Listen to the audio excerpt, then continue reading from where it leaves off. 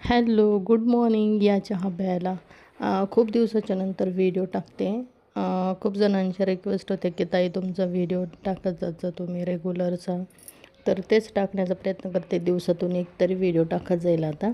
आणि व्हिडिओ जर तुम्हाला बघायला आवडत असेल तर शेअर, सबस्क्राईब आणि कमेंट करायला विसरू नका.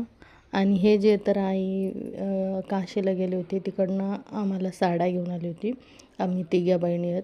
तर तिघींनी पण साड्या आणल्या होत्या आणि ते तांबे आणले होते. तर वहिनी म्हणत होत्या की तुम्ही डोक्यावरती घ्या म्हणे, मी तशी देणारच नाही.